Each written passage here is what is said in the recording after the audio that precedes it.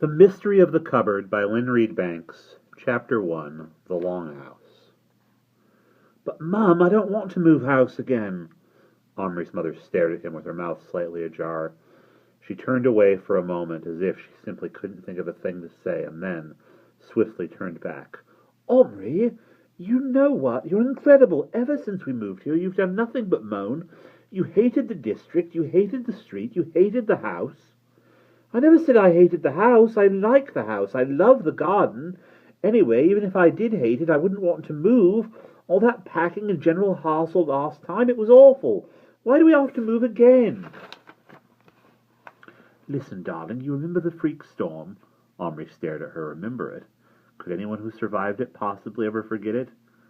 "Stupid me, of course you do. I only meant, well, it wrecked the greenhouse.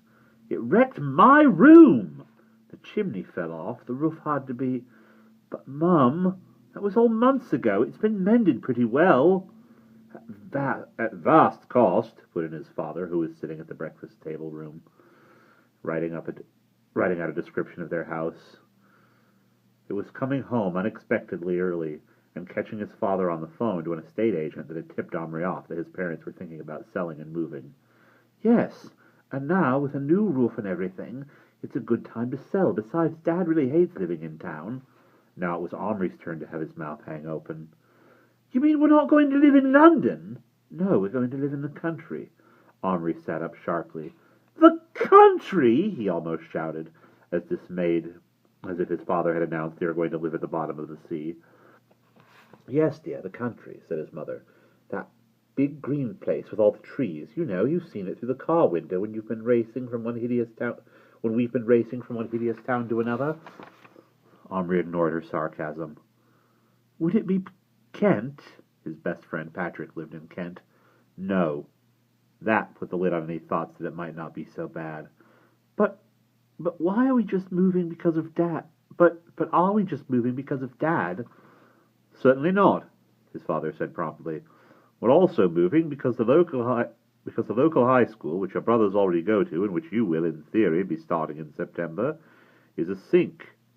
It's enough that 2 of my sons come home 2 days out of 5 looking as if they'd fallen under a bus. It's enough that Guillaume's marks are in steady decline. I'm not going to compound my mistake by sending you there, too." But Omri had stopped listening and was halfway to the door. "Do Adele and Guillaume know?" "We were going to have a family conference tomorrow night after supper. Only you wrung it out of me," said his father. "And you don't have to go telling them straight away." But Omri was already charging up the stairs. At the top, he burst into the first room he came to, which was Guillaume's. "We're going to live in the country!" he exploded. Guillaume, who had jumped up guiltily from his bed where he'd been lying reading a magazine instead of doing his homework, because he thought it was apparent, slumped back again and stared at Omri, stunned. "The country?" he repeated in exactly the same tone as Omri had used. "Well, we can't be. What do we do there? There's nothing to do in the country. We'll be bored out of our minds." But Omri had already vanished and was beating on Adele's door. I'll try to pronounce that name right. Adiel. Adiel really was doing homework and had locked his door to keep out intruders. "Get lost!" he yelled from his desk. "Ad, listen! Dad's just told me we're going to live in the country." There was a pause, then the bolt was drawn, the door opened, and Adiel's face appeared. He stared at Omri in silence for a few seconds. "Good," he said maddeningly, and shut the door in his face.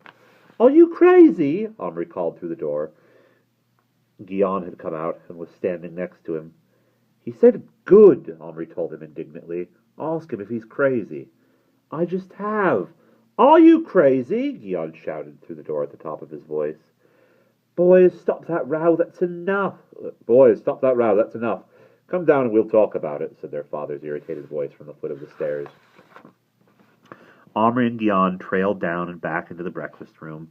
After a few minutes, Adiel, looking unconcerned, joined them. "Now then, listen first, then blow your tops, okay? This house, due to a fluke in the housing market, is suddenly worth a lot of money." "How much?" said Guillaume, for whom money was the most important thing in life. A lot more than we paid for it, just because it's in London and lots of people whom I can only regard as totally insane want to live in London. And at the precise moment when we were thinking of selling anyway, put in their mother eagerly, something really wonderful has happened. I've inherited a lovely house. Inherited? Does that mean we get it for nothing? Yes, isn't it incredible? But what's it like? Have you seen it? Well, no, not yet, but it sounds beautiful. Not as big as this one. What? All the boys, even Adiel, yelled in chorus. But that won't matter, put in their father, because we will not be surrounded on all sides by this stinking, overcrowded, crime-ridden city where you can't snatch a breath of clean air or walk 10 yards without being mugged. Lionel, there's no need to exaggerate. None of us has ever been mugged. Or at least tripping over litter, and we will live in peace and safety and beauty in a much nicer, if somewhat smaller house, with much more land, and we'll have a better life. Now, what on this polluted earth, may I ask, is wrong with that? Silenced, and Adiel said, Sounds okay to me, only where would we go to school? Their father and mother gave each other a little married look. Their father cleared his throat and said, Well, what would you say to boarding? He was looking only at Adiel when he said it, and Adiel didn't flinch, but Guion gave a great screech and fell off his chair onto the floor, where he lay spread-eagled and twitching. Oh, get up, said his mother, hauling on one arm. You clown, he didn't mean you. Guion sat up sharply. He didn't? Why not? Aren't I good enough to go to boarding school? No, said Adiel. At boarding school, you're not only expected to work, you have to keep your room tidy. You'd be kicked out in a week. Guion uttered a short word under his breath and slumped back onto the floor. From there he said, I suppose we couldn't have a dog. A dog? Exclaimed Omri. What about Kitza? Kitza was his cat. It would eat her, said Guion cheerfully. Bit of a laugh, eh?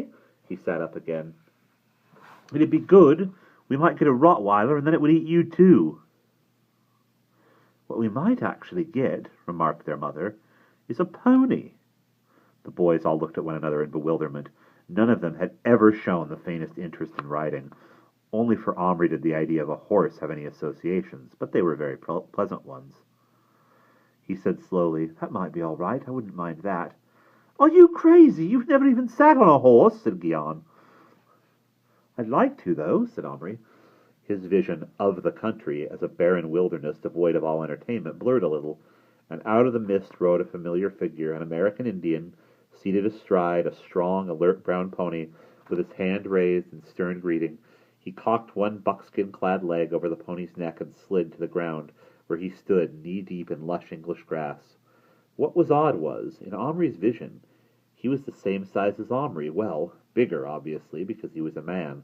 The odd thing about this was that Omri had only ever seen him small, but often in Omri's night and daydreams he appeared full size. Now in the daydream the Indian made a stirrup with both hands and gestured with his head. Without hesitating, Omri ran up to him, put his left foot in the hands, and felt himself lifted. A moment later he was on the pony's warm back. It felt terrific. He looked down at his Indian, his friend, and the Indian narrowed his black eyes at him approvingly and gestured with both fists. Omri understood him instantly and echoed that squeezing movement with his legs. The pony started forward. What are you grinning at? Asked Adiel, who was watching him. You've got your loopy look. Omri hastily banished Little Bear from his mind and rearranged his face into solemn lines. Nothing, I was just thinking. And where would me and Guion go to school? Guion and I, corrected his father between his teeth, for the 3,000th time. Locally. We're looking into it now. It'll be some tiny country school with 8 pupils, said Guion. Oh, come on, boys, cheer up. It won't happen till the summer, at the very earliest. And meanwhile, there's all the fun of going to see our new place. We're going this weekend. Is it by the sea? Not far, about 6 miles. Guion scrambled up. His eyes were on Omri. In them, Omri discerned a brotherly signal. Might not be so bad. What do you think? Omri gave an almost imperceptible nod. His heart felt suddenly unaccountably light. And we will pause there.